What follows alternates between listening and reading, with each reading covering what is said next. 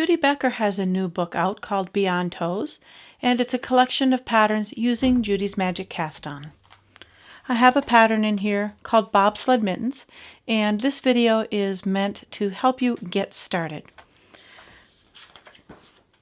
First of all, you'll notice she has some nice drawings here. I'm just going to flip it upside down so that when I put a mitten on to show you how it relates, you'll be able to understand it.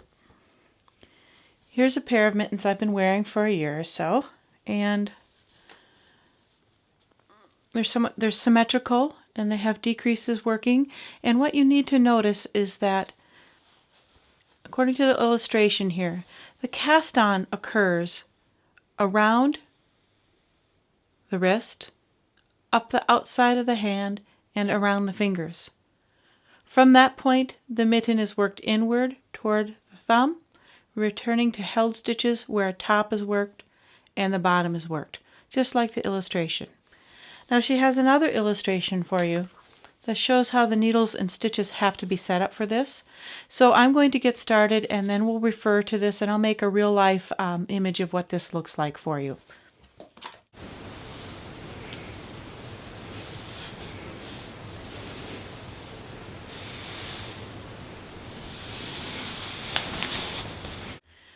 Now that you've learned Judy's Magic Cast On, this pattern does have you start somewhat differently, and that we are going to have the tail over our forefinger as per usual, but we're going to put the first stitch on the bottom needle. And it's quite a simple maneuver. I'll show you what that looks like a minute, and afterward you can cast on the number of stitches the pattern calls for. So in order to get a stitch on the bottom needle first, just poke the two needles in and make sure the bottom one ends up with a loop. From there you're going to proceed and alternate putting one on the top and one on the bottom, just like you just learned in the video. I've noticed as well that if you don't get these stitches on here quite snugly for this pattern, you'll find it may bother you that these stitches are looser. And a way to avoid that is to make sure that they line up right next to each other. So this is good. But by contrast, if you let the stitches stretch out on the needle, they're actually going to be a slightly larger size when you compress them. These are loose, these are snug, these are going to be better. So I keep things snug as I go, lining these up right up next to each other and taking quite a bit of fluff out of the yarn. It won't be difficult to knit because later we're going to draw a needle out, but that's how snug you should have it. Bottom needle gets the first stitch. So they're going to be, their top needle is going to have a number on, the bottom is going to have one extra. And I'll return in a minute once I have mine all cast on. Now that you've casted on the number of stitches required, ending with the last stitch landing on the bottom needle, before you move on, why don't you take a moment, read through this section on the pattern and see what your plan is. And prepare those things. You're going to need 2 pieces of waste yarn, ready to thread, and the very first maneuver we have to do is to put some stitches onto waste yarn. So here's my tail connected to the precarious first stitch. I'm going to hold my tail across the back and secure it. I'm going to extract my bottom needle. I've just put lotion on my hand, so that's a little tricky, but let's see if I can get it to come out. Okay, extracting the bottom needle, picking up waste yarn on a tapestry needle, and I'm going to get the first stitches on waste yarn. According to the pattern, I have a number in mind, and I'm going to count as these come off. Let me zoom in to show you what this looks like.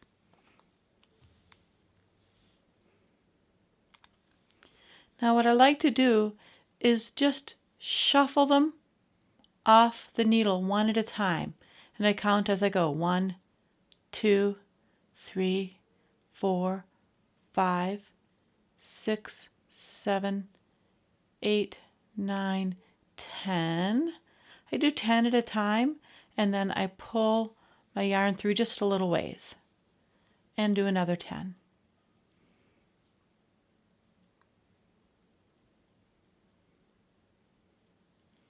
That motion, I just sort of scoop the needle in from behind, land it in the stitch, and take it off. So it looks like it's just going round and round.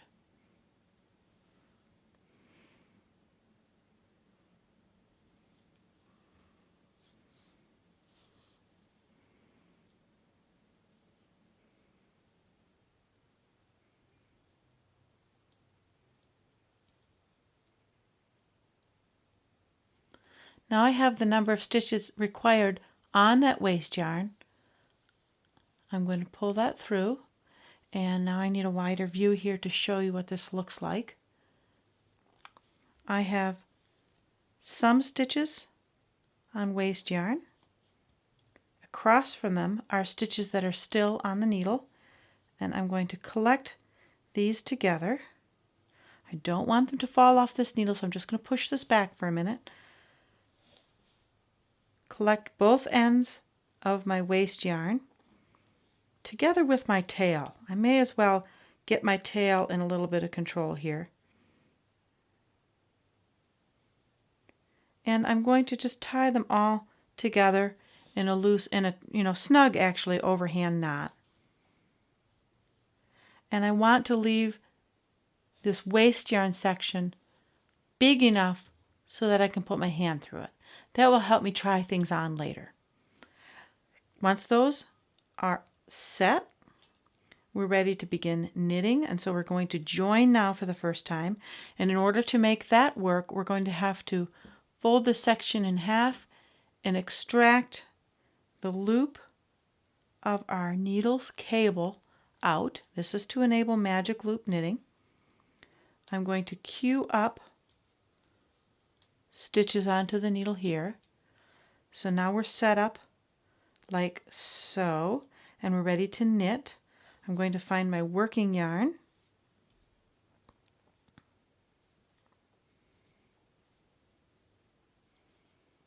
Pick it up, and now my pattern tells me to knit a certain number of stitches. So I have these with a loop coming out. I'm going to knit across some of these stitches.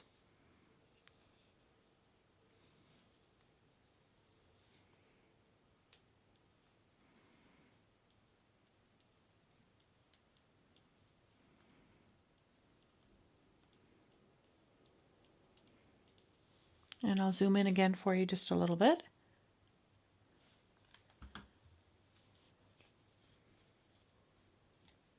Again, my pattern is telling me exactly what to do. So to know exactly what to do, you'll have to refer to that pattern.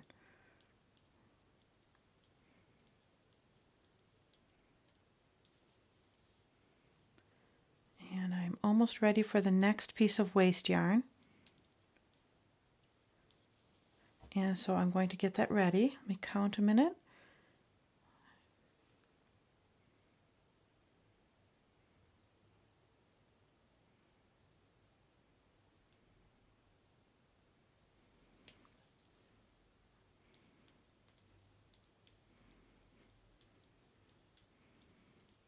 And then when ready, I'm going to pause this, which means I'm going to put those down far enough so they don't slip off.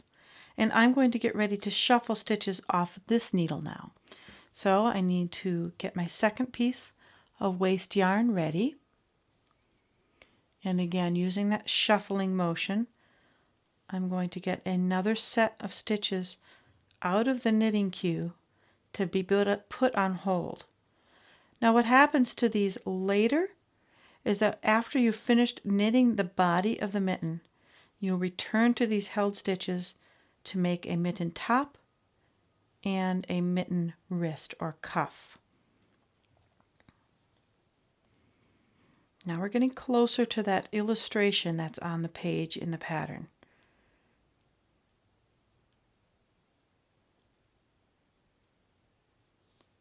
Okay, I've transferred the correct number according to the pattern.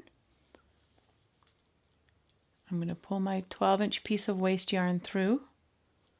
This time I don't have a tail to attach to it, so I'm just going to tie the two tails of the waste yarn together in an overhand knot, big enough so that later I can fit my hand right through it. Okay, so that's going to be fine. Now I'm going to join for the second time in this first round. So what we have is a loop over here, stitches worked. These are the two sides that are pre-connected. They will become the side of the mitten here. This part here, this little light line, is this. Now, in order to join again, this makes no sense until I make a second loop with my needle's cable and pull it out so I can cue those stitches up onto a needle tip. Now all of a sudden it starts to make sense that I might be able to proceed knitting from here. And I get my working yarn back in hand and continue working in the round. So this is the second time I have joined on this round. These mittens are knit entirely in the round, all knitting, no purling, no turning, no picking up, and no seaming. Just because it's kind of fun to do. So now once I work around this next corner here, I think you'll be able to get the idea. And I want to focus on now what the book illustration looks like.